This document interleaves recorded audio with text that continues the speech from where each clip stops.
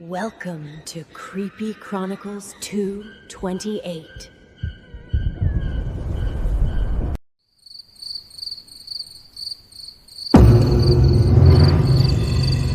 Wait. Did you ever think the story of Clairvius Narcisse was just a folktale? Just another strange anecdote buried in Haiti's mystical past? Then you've been misled. Because by the end of this video, you'll learn the one secret that changes everything. But to understand it, we have to start at the beginning. In 1962, a Haitian man named Clairvius Narcisse checked into a hospital in Deschapelles, Haiti. He had a high fever, coughed up blood, and his body began to shut down rapidly. Within days, he was pronounced dead. The attending physicians, including American doctors, signed his death certificate. His body was placed in cold storage. He was buried. End of story, right? Wrong. In 1980, 18 years later, Clairvius walked into his sister's village market. Alive, confused, scarred, and terrified. His sister fainted. The village erupted in chaos. People thought it was a ghost or a demon. But Clairvius had a story. One so disturbing, so deeply rooted in fear and truth, that it forced scientists, anthropologists, and even journalists to look at Haiti's zombie folklore with new eyes. Clairvius told his sister he had been buried alive, that someone had placed a powder on his skin, something that paralyzed him and made his heartbeat undetectable. He heard the doctors pronounce him dead. He felt the cold slab, the roughness of the coffin, the weight of the dirt. And then, the digging, the sound of hands clawing through soil. His coffin was ripped open, and he was pulled into darkness. What followed was even more horrifying. He claimed he was enslaved on a sugarcane plantation called Le Perchoir, forced to work under brutal conditions alongside other zombies. These weren't ghouls, they were living people, drugged, beaten, starved, and psychologically broken. Walking shells of themselves. He wasn't alone, he wasn't crazy, and yet, no one believed him. Not at first. Wade Davis, a Harvard-educated ethnobotanist and anthropologist, visited Haiti in the 1980s to investigate Clairvius's claims. He uncovered something chilling: tetrodotoxin, a neurotoxin found in pufferfish, which can induce a state of near death. Combine this with certain dissociative compounds from the datura plant, aka the zombie cucumber, and you could theoretically simulate death, then manipulate the mind of someone brought back. Davis documented actual bokors, voodoo sorcerers, who created powders with these ingredients. But here's what they don't say in the documentaries. Le Perchoir was real. It was never listed on maps, no permits, no ownership deeds, just rumors passed in whispers that an old plantation owner with ties to powerful families used it as a dumping ground for the discarded and the punished. A place that still, to this day, doesn't show up on satellite images. When I began investigating the Le Perchoir plantation for myself, I wasn't expecting much. I was just a young journalist, idealistic, obsessed with the Narcisse case. I thought maybe I could write a feature for a Caribbean folklore magazine, but every lead turned into a dead end. Locals went silent when I asked about Le Perchoir.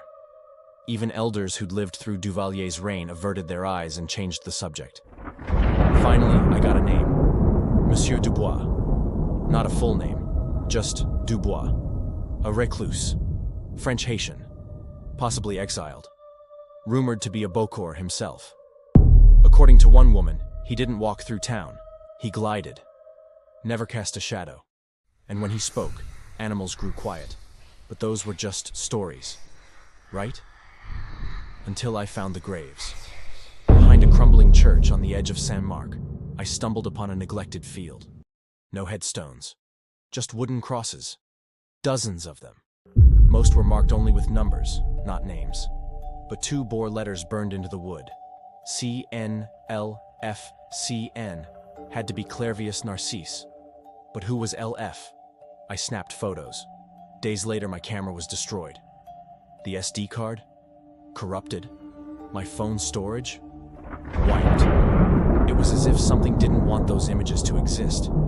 I should have stopped then, but I didn't. Following the last coordinates from my notes, I ventured deeper into the jungle.